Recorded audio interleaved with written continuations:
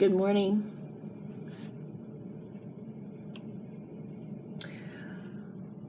This is what I look like in the morning when I wake up most days.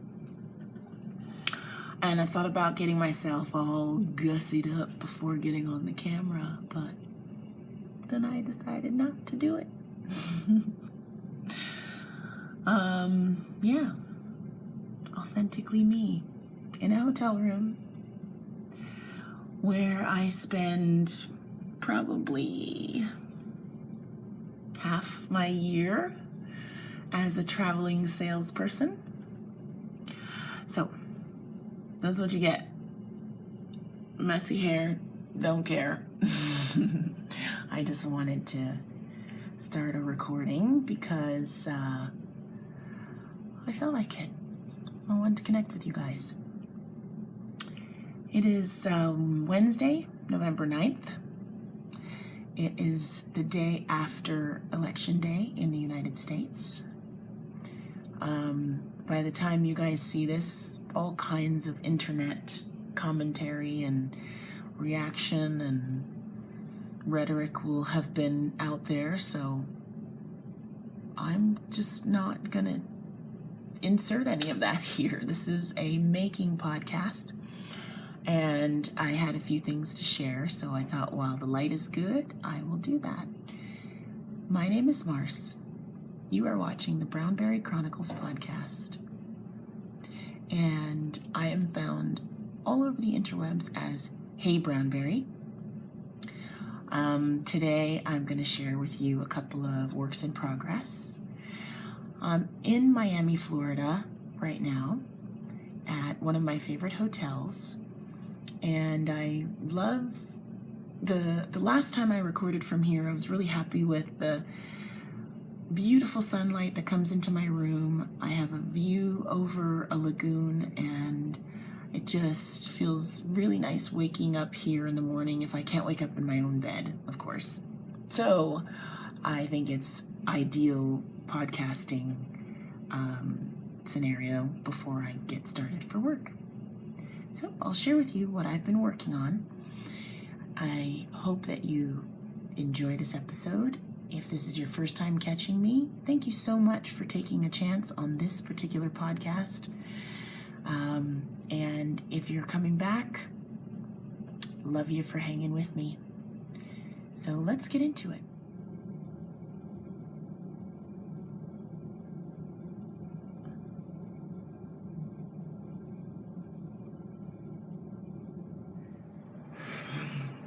Okay, I tidied up a little bit. Put some earrings on. I semi-made the bed because if my mother ever saw this podcast, she'd be horrified if my bed wasn't at least semi-tidied up, even though it's a hotel, and usually other people do that. Before I get started showing you some of the projects that I've been working on, I wanted to cover some things I've been wanting to talk about for a while on the podcast. So a couple of announcements and some shameless name dropping is going to happen now.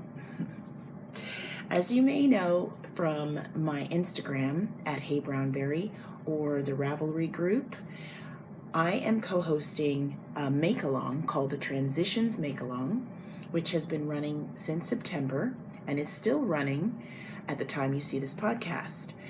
It goes through December 2nd, and it's called the Transitions Make-Along because it's celebrating the transition of seasons, whether you're in the northern or southern hemisphere.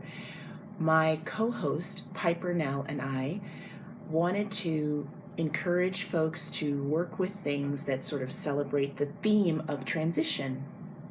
So in order to be part of the make-along, we encourage folks to make projects that fall into kind of two categories. Any project that involves leaves, so because it's a make-along, you could knit, crochet, sew, weave, do any kind of crafting that involves leaves as part of the first prompt, or use gradient colors. So colors that flow into each other in your yarn, in your fabric, in your fiber, if you spin. Those 2 prompts would make your projects eligible to be part of the Transitions Make-Along. So I hope that you will visit the BrownBerry Chronicles podcast Ravelry group or the Pipernell podcast Ravelry group and check out the Transitions Make-Along threads and join us.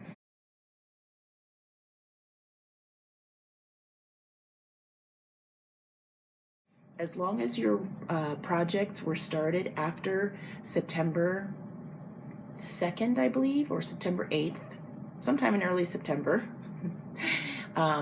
you can feel free to enter them in our make-along. And you can double dip in our 2 Ravelry groups. The hashtag is TransitionsMAL for Instagram. And we'd love to have you join us. We have so many amazing prizes from wonderful sponsors, and you'll see those prizes and those sponsors listed in our Ravelry groups. Please check them out. Even if you're not participating in the make-along, there's some great makers out there who've contributed, and we want to support them all.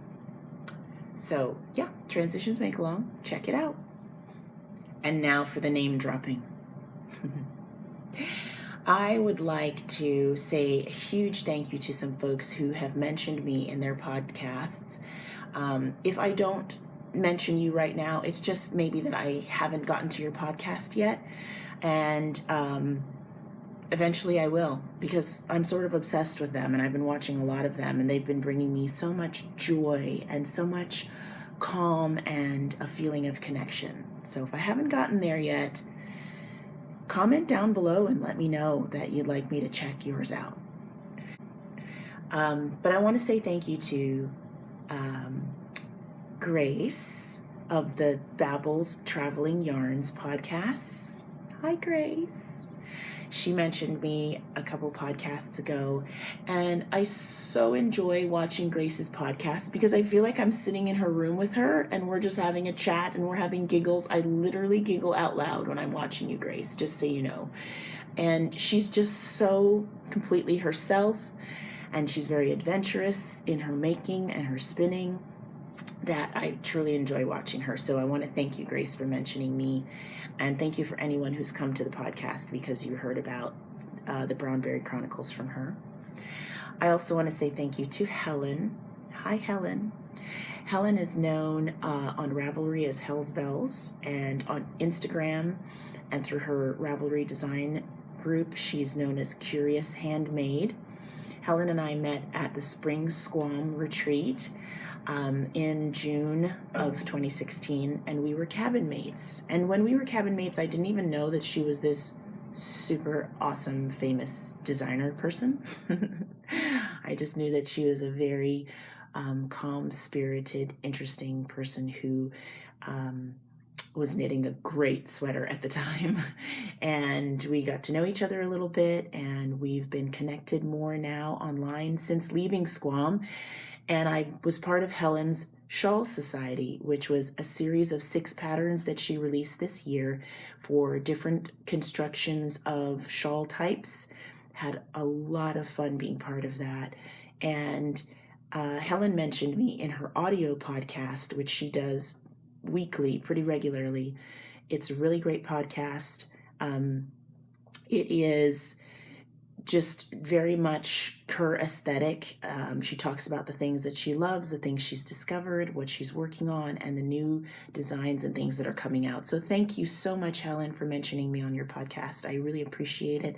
I know some people actually let me know that they came over to find me because of hearing about me on your podcast. So thanks for that. And thank you for all of your kindness in sponsoring great goodies for giveaways and so on. I really appreciate it. Lorelei Eurto, who has the Knits and Beads podcast, also mentioned me after she and I had participated in a virtual knit night, which is hosted by Shannon of Soxcetera, another podcast I love. Hi, Lorelei. Hi, Shannon. Lorelei is a jewelry designer and a knitter, and I love watching her. I love listening to her. I love participating in virtual knit nights because I get to meet the most amazing people there, and it's a way for us to see each other and see each other's projects. And Lorelei mentioned me after a virtual knit night that we did together, hosted by Shannon, and it was just really cool to hear her mention me on her podcast, which I enjoy so much. So thank you for that, Lorelei. Those are the three that I can remember right now. I will continue to say thank you. If you have mentioned me and I haven't gotten to it yet, thank you. Thank you anyway. I just love the way makers in our community really put each other out there, and we are so unselfish in trying to expose each other to other people who we know will appreciate the content we have to offer. So thank you for that.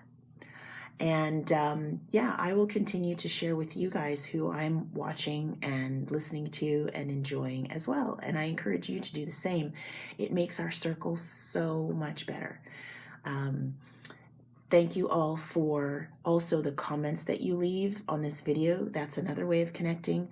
And I just want to send a big, super virtual hug out to the people in my Ravelry group who are very consistent, who chat and encourage each other. A huge thanks to my co-moderator, Shelly. Love you, Shell. She keeps the group going when I am on the road and busy and can't get to all the comments, and she says all the things that I want to say to all of you who are in the group sharing your projects. And I'm so grateful. I'm really grateful. I was hesitant to start a Ravelry group. I'm not going to lie. I was worried about the upkeep and being able to continuously communicate, but I love it. And I'm so happy for those of you who are there. We have a couple people in the group who have their own podcasts now. Caleisha, who's Nadira Tani, has a podcast called Quirky Monday. We've got Kim, the Crafty Nomad, who has a podcast I really enjoy. And we have Diane, who is MrsUMakes. She's Yummy Triplet Mummy on Ravelry, and she has a podcast called MrsUMakes. Those are the ones that I can think of off the top of my head. I will do my best in any podcast episode. If I think of someone, I will mention them. But just thank you to those who are in the group. If you haven't gone out to the BrownBerry Chronicles podcast Ravelry group, I encourage you to do so. It's fun. It's a lot of fun over there. I love it. So now we will move on to the knitting content. I will have some special announcements for you all at the end, some great giveaways that just came up recently. So I'll save that for after I chat about my whips. Is it sweater weather where you are right now? November in Florida. I would say we could get away with sweaters right now, mostly in the mornings and at night. The cool weather just started recently. It would not be anything that my friends in the north or northeast would consider anything worth pitying, but I will put on the woolies. I don't need an excuse. I knit so many things. I have a stretch of time where they get worn. So yeah, I have on wool socks. Not ashamed of it. And speaking of sweater weather, one of my works in progress, which is in this Afro Diva bag from Kim, the Crafty Nomad, is my breathing space sweater. I've spoken about the breathing space sweater in a previous episode, and it is by Vera Valimaki. This sweater is, well, it's one that I just can't wait to wear. I love the styling of it, the asymmetrical hem. I love the fit. And I'm usually not crazy about 3/4 sleeves, but I'm going to try it this time. I toyed with the idea of lengthening the sleeves, but for now I'm going to knit it as designed in the pattern. I've mentioned before that my gauge is not the same as what was called for in the pattern. I knit continental style, and that tends to give me a very loose gauge. So I have to use smaller needles than called for. And although I'm knitting for a size 36 to fit me, I'm following the instructions in the pattern for the size 42. That seems to be working out okay so far. If you see in the top part of the sweater where this short row section begins, that's where I am. It won't be easy for you to tell that necessarily when I show you my whip, but I finished the yoke, I finished the initial striping, and I started into the short row shaping on the body. I've divided off the sleeves and put them on holders. So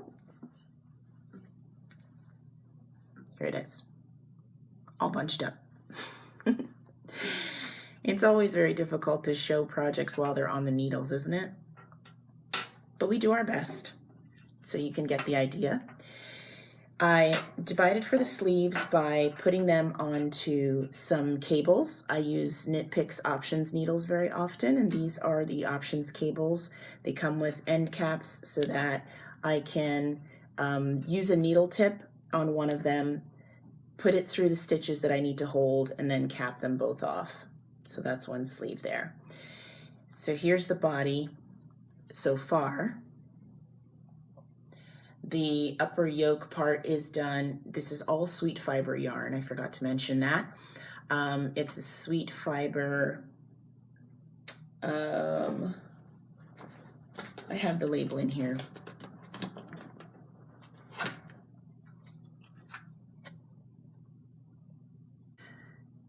Sweet fiber has become one of my favorite yarn dyers. It's a Canadian yarn dyer. And this is the Sweet Merino Light. This yarn is a single ply, and I'm using a couple of colors right now called Winter and Sketchbook. So Sketchbook is the darker gray, and Winter is the cream.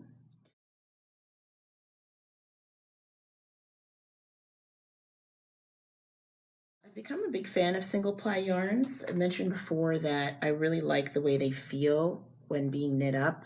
I like the halo on this yarn. The softness is great. Really enjoying that. So these, let's see, I'll pull it back a bit. Yeah, these are my combination colors. Sunlight is great for most things, not so much for white. You get the idea. This is what I'm striping. I may end up striping in a third color called Driftwood, which is very similar to the Sketchbook, but with a slight tan tinge to it, because as you can see, I'm going to run out of this pretty soon and got a lot of body to go. So Driftwood is my option for striping further down in the body.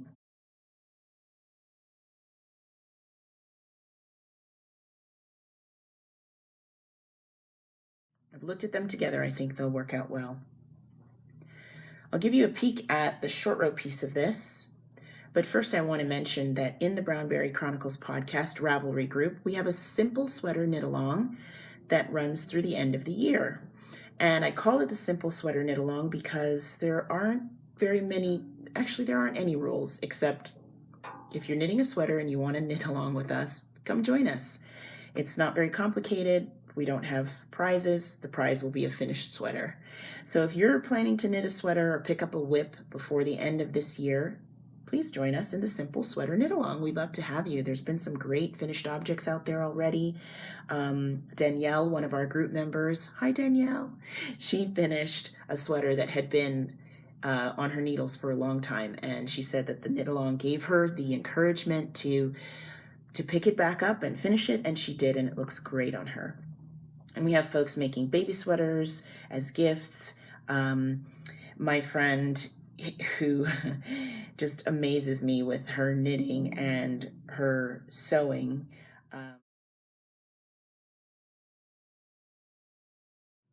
The lovely Bree, who is Stitchzilla on Instagram, is making a sweater, which actually is a double dip sweater because it has beautiful lace sleeves on the back and she's making some great progress on hers. Shelly's making a cardigan out of some gorgeous yarn.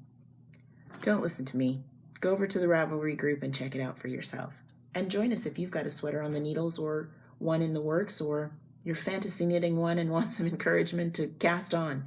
So my sweater is at the point where I'm just getting into the short rows. You can see it a little bit here, the difference between the top of the body stripes and the beginning of the short row section. I'll try to flatten it out a little bit more so that you can get an idea of how the short rows look. I'm just fascinated by the way designers come up with these types of construction. And even though right now I feel like I'm pretty much beholden to the pattern because I'm paying very close attention to these 10 rows, 10 row repeats for the short rows, I just enjoy what's coming out of it. I like the look and I love the effect that it gives, so it's worth it to have a pattern crutch for a little while.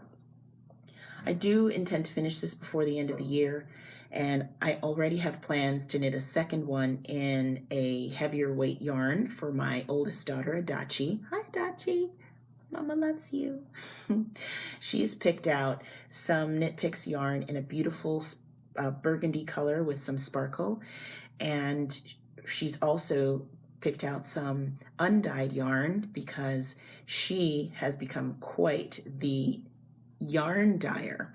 We've been having so much fun during the summer and fall months dyeing yarn together, coming up with colors, and she decided that she loves this sweater, the Breathing Space, and she would like one of her own, and it would be my joy to knit it for her. And so we thought it would be a really creative collaboration if we worked together on hand dyeing some yarn that would be part of her striping. In the original pattern, the striping with the main color is done with a speckled yarn, so we have the idea that you might be able to do something similar. Really looking forward to that. My Breathing Space is really a comfort to me right now. I picked it back up and realized that I enjoy garment knitting, even though it takes a lot of math. Always have my notebook with me. My friend Shelly kind of introduced me to this idea of just making notes of everything, and I have to say that making notes for this sweater has become critical. Do you guys take notes, handwritten notes, when you're doing a project? If so, I'd love to hear your feeling on that. I had last knit on this sweater on September 25th, and I know that because I tend to date my notes when I'm writing them. And I wrote Breathing Space, September 25th, and I was planning to add in the driftwood yarn at the time, and I wrote down the number of stitches I had on the needles, which keeps me from having to count them over and over again.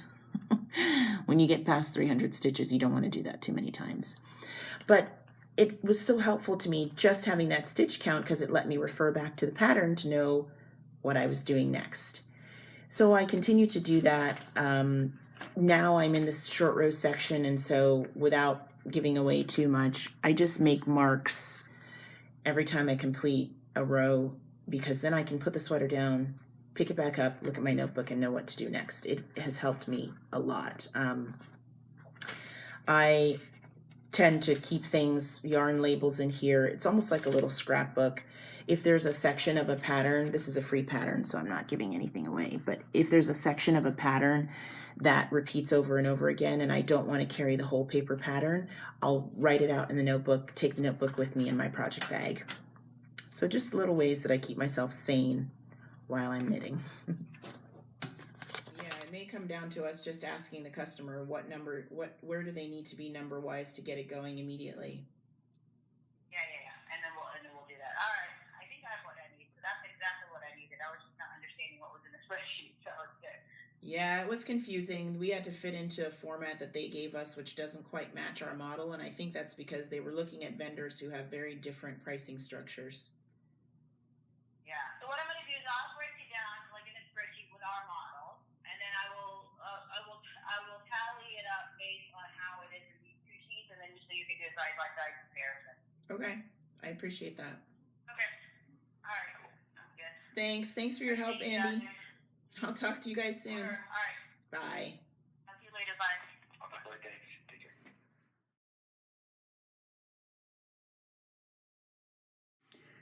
Guys, I want to talk to you about something exciting that I'm hoping you will be able to take advantage of by the time this is posted. I'm recording this on November 9th, and my hope is that I will be able to upload this video by November 10th. And the reason that what I'm about to say is time sensitive is that I have an offer for you. It's a giveaway. Helen Stewart, who I mentioned previously, is a great designer. She's designed several accessories and other beautiful knit items, and she's offered to all of you, my viewers and my podcast fans, and my Instagram friends and anyone I'm connected to, the opportunity to participate in her Knitvent 2016.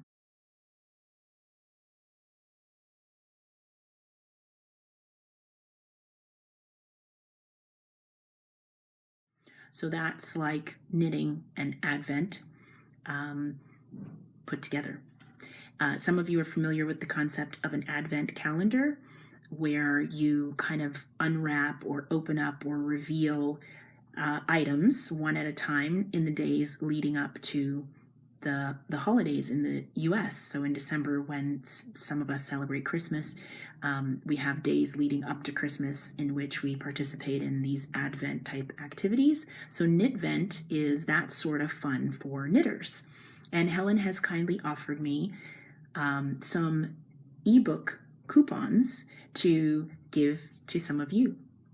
So Knitvent 2016 is being run by Helen, who is Curious Handmade on Ravelry, and it is a collection of 6 accessory patterns.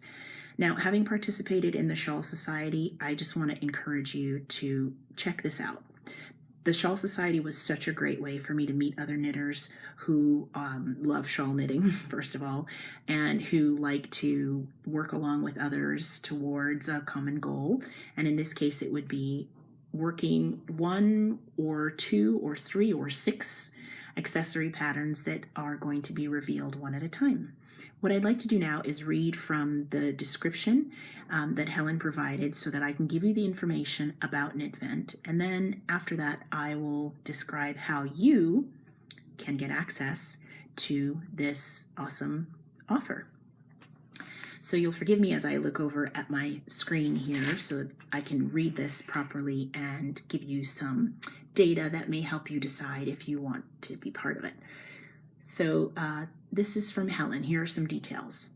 Knitvent 2016 is all about the lush beauty of an alpine forest. As I designed this year's collection, I drew on all of the wonderful associations of a holiday hidden away in a peaceful mountain reach. The hush of snow settling on pine boughs, the blaze of a glowing sunset disappearing behind the peaks, and the luxurious warmth of basking by a crackling fire in your cozy ski lodge, all wrapped up and relaxed after an exhilarating day on the slopes. Doesn't that sound like a scenario you'd love to be in? The collection for Knitvent 2016 includes 6 beautiful accessory patterns, including 2 designs from guest designer Renee Callahan of East London Knit. I had the opportunity to meet Renee at Squam. She's fantastic. She is also a designer who I admire. I love her aesthetic. So the fact that she's contributing to Knitvent this year, I think, is really exciting. Once you've purchased the collection, you'll receive 1 pattern each week for 6 weeks, starting Thursday, November 10th. Knitvent is available for a 20% off early bird price of £7.85, plus any applicable VAT. Until the first pattern is released on Thursday, 10th of November, then it will be the regular price of £9.80 going forward. Now, my goal is to get this podcast up by the 10th of November so that at least some of you who view it can still take advantage of that early bird price. But if not, I think 6 patterns at this price is still great value. So I hope you'll still take advantage of it. So by the time you see this, the patterns under Knitvent will be available for purchase.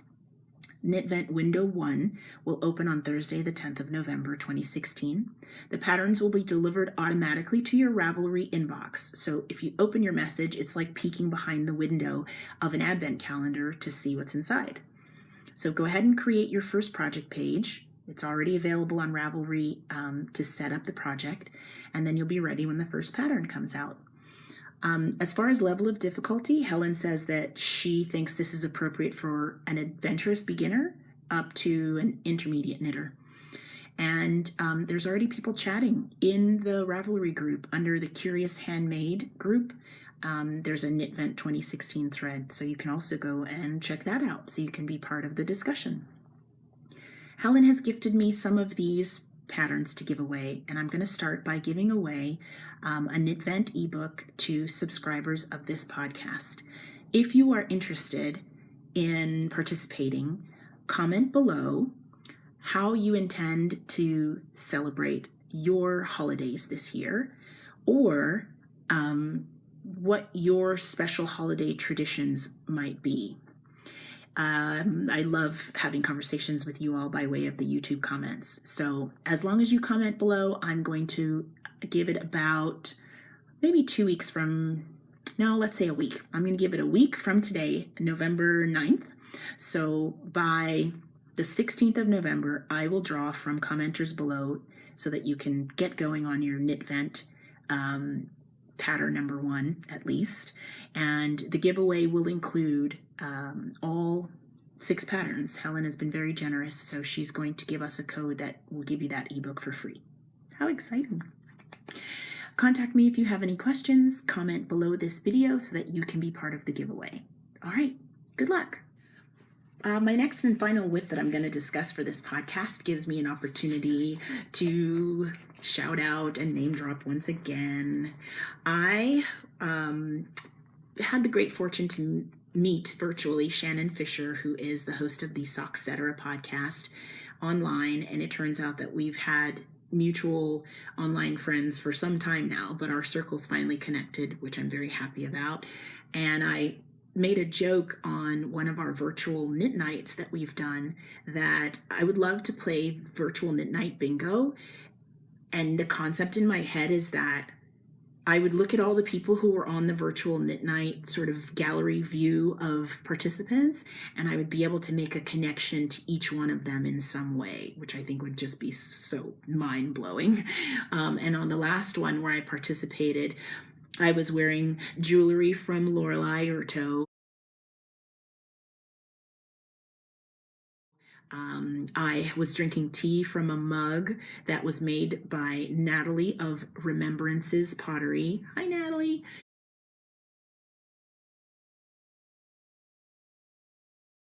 And I can't remember something else. I was probably knitting on something that was somehow related to other folks who had joined, but I would just love to have a connection to all of them. So I told them I got to start working towards this, and one of the steps I had to take was to order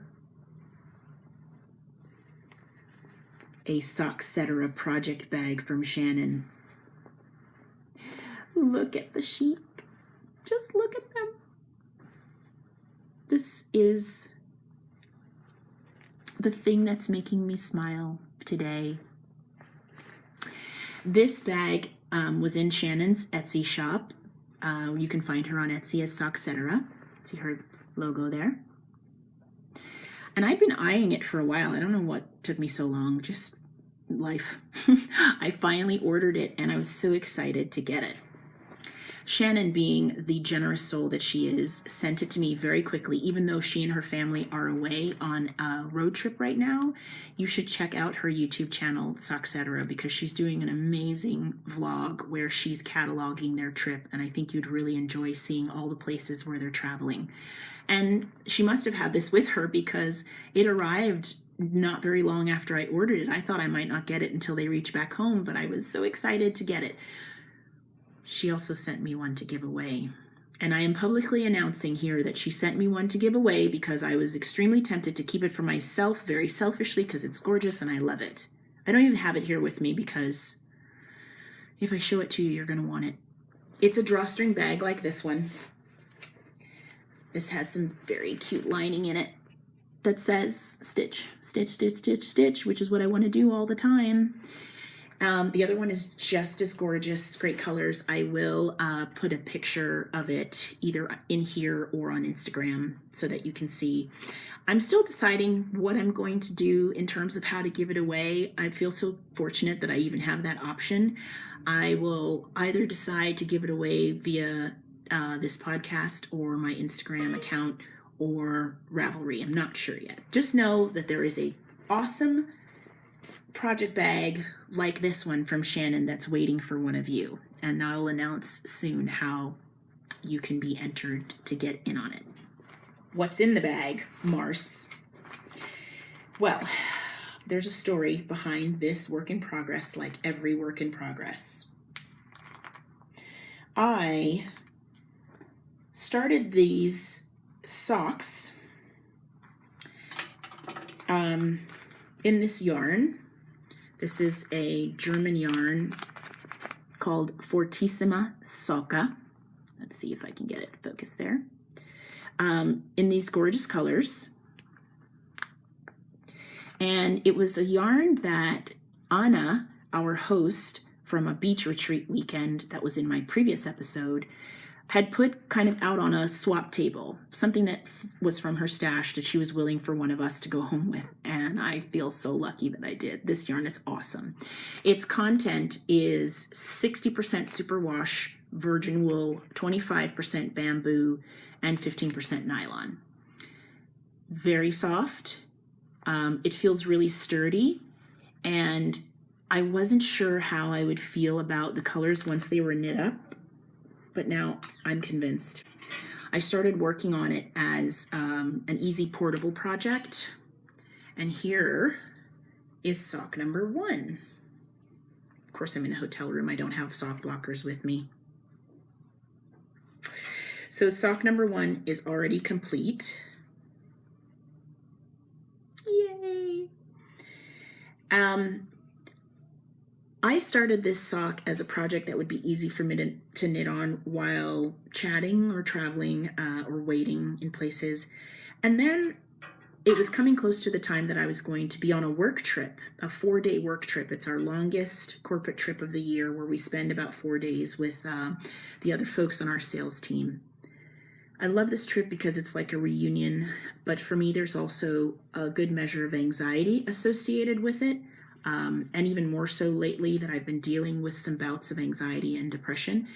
So I wanted some way to bring my coping techniques with me. And I have to tell you that knitting did that. But I was a little nervous about the idea of knitting during the actual conference. Knitting in my hotel room is one thing. Knitting around other people who are non-knitters is a whole other scenario. And I've been doing this particular role for about 11 years, and I've never brought knitting with me to this kind of event. So I asked my community. I asked for their opinion on knitting in social scenarios where you may be the only knitter or crocheter. I asked them, what do you think about someone bringing knitting to an event like this, where you're seated in a session and maybe there's a presenter and you're mostly listening, you're not actively participating for a good period of time, but you are expected to be attentive. Overwhelmingly, the response was, bring your knitting. And so I felt a lot less nervous about it. And I got such great advice, especially about this sock in particular, which was knit as much as you can before the trip, get past the concentration part. So, if I had time, I was told by a couple of knitters, knit your way past the heel. I've done a heel flap, slip stitch, heel flap, and gusset. And I started this from the top down. So they said, get yourself past the heel where you don't have to concentrate, and then you can knit on the foot. And in parallel, if you can, start sock number 2. So when I get good advice, I try to take it. I have to say it worked out beautifully. I was able to work on these socks a lot for several hours during this conference, and not once did I feel distracted. In the times where I thought I might feel a little overwhelmed or anxious, I looked forward to just sitting down, listening, and because it's a vanilla sock, just, stockinette stitch, row after row, I could look at it. I could work on it without looking at it for the most part. So yeah, other than some time on the flight, this is what I was able to get done. I'm thrilled. This will change the experience for me now annually. And I want to say thank you to everyone that was on that virtual knit night that encouraged me by saying, you know, as long as you can do it and still pay attention to what's happening, go for it. I went for it and it worked. So thank you guys so much. I appreciate it. It worked out. Thank you, Anna. This yarn is incredible. Even the little bit of bamboo makes such a difference in how it feels to knit. I also think I have finally found my sock formula. Those of you who've listened to the podcast before know that I've been on a year-long quest to find my perfect fitting sock. I think I'm there. These socks have been started on size 2mm needles, which I think is a US size 0. I did that for the ribbing and the leg. You can see the difference in the color layout in the leg versus the foot. See? That's because I knit the leg and heel in size 2mm needles, and I knit the foot in size 2.25mm needles. That's because I need more room on the foot area. I have flat feet, no arch, than I do in the area on my leg just above my ankle. Perfect fit. So now when I want a vanilla sock, I know what needles to use. I know what gauge works well for this. And I really like the fabric it produces. Share with me if you have found the same thing or if you're on the quest for the same thing. You know, let's work towards perfectly fitting socks together. I know that with patterns and other things, it will likely change how it turns out. But for now, I'm super happy with this. And I feel like I could repeat this again with another sock yarn and these same needles. I did do them one at a time just because it was convenient not to have a lot of needle ends flopping around because I knit magic loop when I do 2 at a time. So it was good for me at the conference to have something that was very contained in my lap that didn't make a big announcement that I was knitting. So I cast on for the second sock right away so I could avoid second sock syndrome. Yeah, I'm a happy knitter. So just before I go, I'd like to chat very quickly about another group activity I'm involved in, which is the Knit 1,000 Grams sort of challenge, which was introduced by Leigh, who is Louleigh on YouTube. She has a podcast under Louleigh, which I will post here. And on Instagram, she's Instamatic Louleigh. Hi, Leigh. She had the idea to basically kind of keep her stash under control by knitting 1,000 grams worth of yarn before she buys any more yarn. She has the intention to go to the Edinburgh Yarn Festival. I'm so jealous. Which is next March. And so she gave herself the time period from now until next March to use up 1,000 grams of yarn before she made any other purchases. Because like any of us, when she goes to the festival, she fully intends to get some acquisitions and beef up the stash a bit. So I wanted to do something similar because I aired my stash, which I tend to do once a year. I laid it all out. I kind of grouped it by weight and I took a picture of it because out of sight, out of mind. And you can't ignore what's right in front of you most times. So by looking at it, I accomplished 2 things. I reminded myself to be grateful for all that I have, which is a lot. And I set kind of a before scenario where I can see this is what I have now, and then I can look back in a couple of months and see what I've used by comparison. So I'm joining Leigh and a lot of others in this quest to knit 1,000 grams. Typical me, I had to up it a notch. I'm actually attempting by Leigh's date of March 2017 to knit 2,000 grams, and I'm going to try to knit 1,000 grams before the end of 2016. Which doesn't give me much time. There will probably be some crochet in there. Crochet is not cheating. It's just another form of making that happens to use up a lot of yarn. Just saying. So if you're interested, please check out Leigh's podcast, Louleigh, on YouTube, or find her on Instagram at InstamaticLouleigh. She's a delight. I love her podcast. And if you're looking to do more stash diving, the rules are kind of loose, and Leigh is offering some prizes for those who accomplish the goal. But the group itself and the chatter has been really great. I've enjoyed it very much because I've met a lot of new people who are fans of hers. So yeah, the hashtag on Instagram is #knit1000G, and you'll see lots of good stuff out there too just by checking that out and see if it's something you want to be part of as well. What are your stash diving or maybe even stash acquisition plans? Whenever the new year comes, I think we all start thinking about old versus new. Would love to hear where you guys are with any of that. As always, I am so pleased to have this opportunity to talk with you. I do feel like I'm talking with you because you all give me wonderful feedback. Thanks for being here. And if you like the video, hit the thumbs up button. If you want to see notifications of when I have a new episode available, go ahead and subscribe. And I look forward to being back with you again. Have a great week. Happy making. Bye.